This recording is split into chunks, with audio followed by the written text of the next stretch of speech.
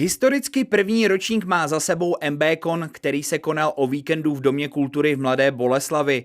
Akce nabídla spoustu oblíbených počítačových her, herní konzole, bohatý doprovodný program a nechyběly ani turnaje o hodnotné ceny. Jedná se o první ročník, je to teda akce MBCon, která je věnovaná gamingu, fantasy, různým workshopům, přednáškám a je to akce, která je vlastně celovíkendová, to znamená, že je to pátek, sobota, neděle. A co nabídl na MBConu doprovodný program? Přednášky, workshopy, cosplay linie, cosplay soutěže, jsou tady i linie vlastně z GateConu, linie z Military, různé 3D tiskárny nahoře, takže myslím si, že kromě turnajů a her tady je ještě další zajímavý program.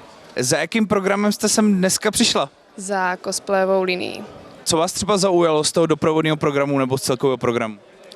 No, celkově asi rozmanitost nějakého toho programu. Je tady hodně jako těch linií, jak gamerská, tak cosplayová, tak i jako stolní hry, je to tady jako zajímavý.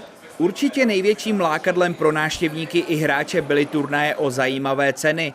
O regulérnost počítačových turnajů se starali zástupci z herního portálu Landcraft. Kromě turnajů v gamingu tu byl také turnaj v deskových hrách, které připravila knihovna města Mladá Boleslav. Pak jsou vlastně turnaje, a to jsou ty hlavní turnaje, což je tady za mnou. Jsou to vlastně turnaje v Counter-Strikeu, kde jako odměna vlastně je tam prize pool 20 000 korun, což si myslím, že už je fajn.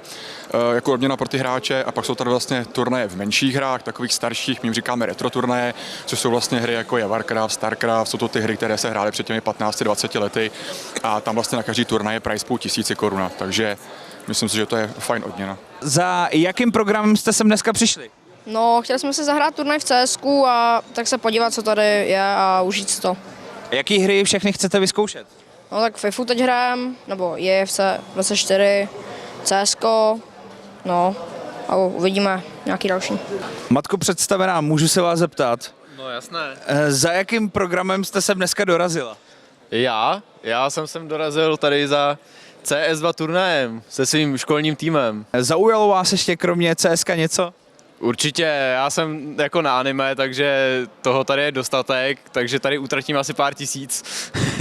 Další výhry byly pro účastníky připraveny také v bohaté tombole.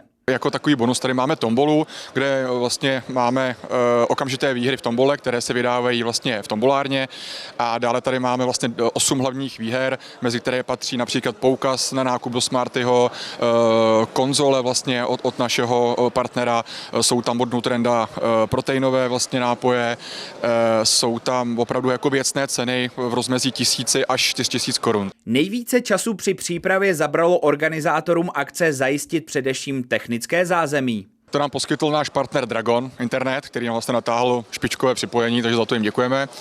A o zbytek se vlastně postarali chlapi z Landcraftu, kterým taky děkuju. Mají vlastně opravdu, jak jste zmínil, špičkové vybavení, takže za mě ten support od nich je fajn.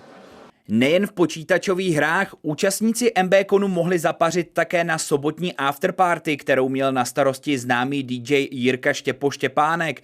Na své si tedy přišli úplně všichni. Roman Dušek, První Boleslavská.